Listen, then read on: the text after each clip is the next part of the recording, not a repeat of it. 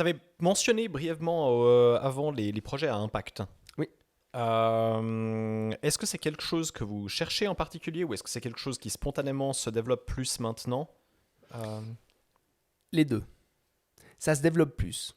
L'entrepreneuriat, c'est une bonne nouvelle, hein, parce qu'on en a besoin, mais l'entrepreneuriat actuellement, la majeure partie, j'ai pas les statistiques comme ça en tête, mais on a vraiment, je dirais, une majorité de projets qui cherchent à avoir un impact positif et qui cherchent à résoudre un problème pour améliorer l'efficience, pour améliorer des économies, pour changer des choses et qui a un impact direct ou indirect positif.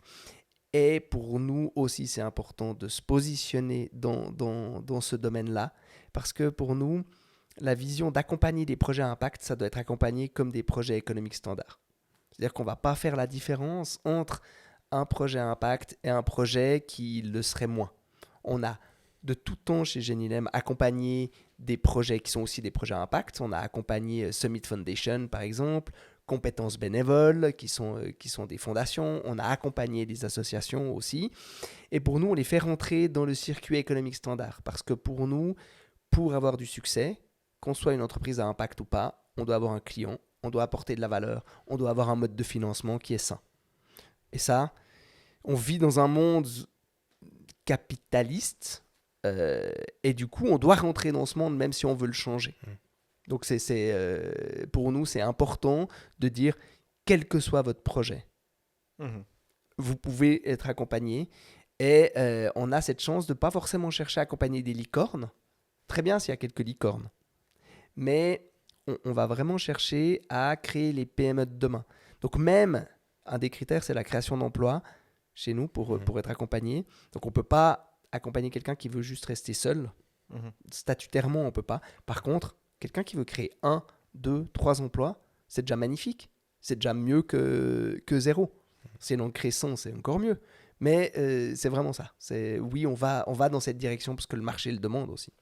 Du coup, par rapport à ces questions environnementales de durabilité, est-ce que pour toi, la durabilité, est-ce que c'est pas finalement une condition du profit à long terme Oui. pour l'entreprise?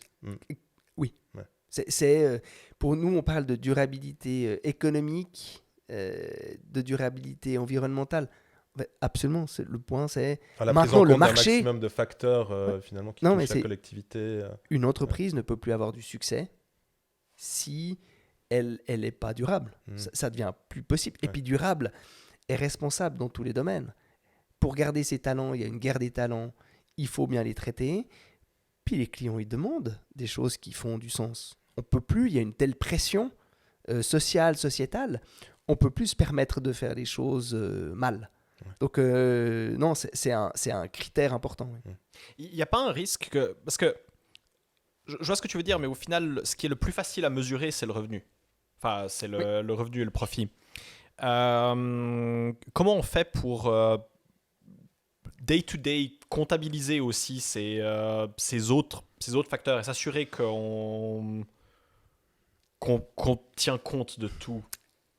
Eh ben, on le fait pas. C'est un peu le problème. Non, mais c'est un peu le problème. Il y a sur la table là, on a fait un dossier sur l'innovation silencieuse.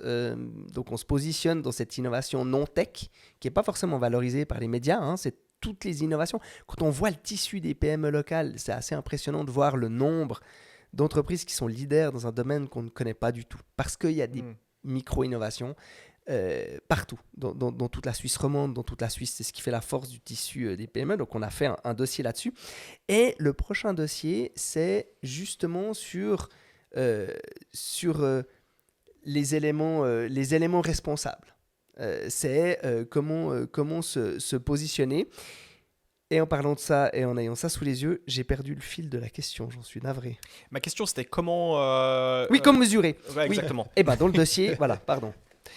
Et ben dans le dossier qu'on est en train et qu'on va sortir début d'année, il y a cette discussion sur la comptabilité verte, la comptabilité sociale, parce que on est dans un monde où le profit c'est facile à mesurer, la comptabilité c'est mondial, il y a des normes comptables qui sont mondialement reconnues, et un entrepreneur jusque-là, il savait qu'il faisait juste s'il faisait du bénéfice.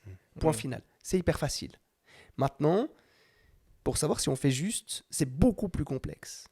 Parce que, est-ce qu'on fait juste par rapport aux employés? Est-ce qu'on fait juste par rapport à notre produit, à l'impact du produit, à son utilisation, à nos fournisseurs, à nos actionnaires? C'est beaucoup plus incertain. Et on est dans un monde d'incertitude. Et pour les patrons, patronnes de PME, ça devient compliqué. Pour les start-upers aussi. C'est de dire comment on navigue entre toutes ces forces. Comment on fait juste? Comment on fait juste? Faire juste financièrement, c'est assez facile à mesurer. Comment on fait juste? Eh bien, c'est une vraie problématique. Et la conclusion du dossier qu'on a, c'est on n'est pas capable encore de savoir exactement si on fait juste. C'est en train de se mettre en place. Par contre, ce qui est important, c'est de se mettre en mouvement et d'essayer de faire juste. C'est déjà ce qui compte.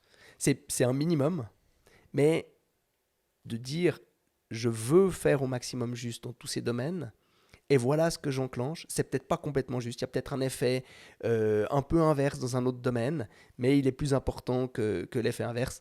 Eh ben, on va de l'avant. Mais c'est en train de se mettre en place. Il y a des comptabilités de CO2 qui vont être obligatoires dans des normes IFRS, sauf erreur. Donc c'est en train de se mettre en place.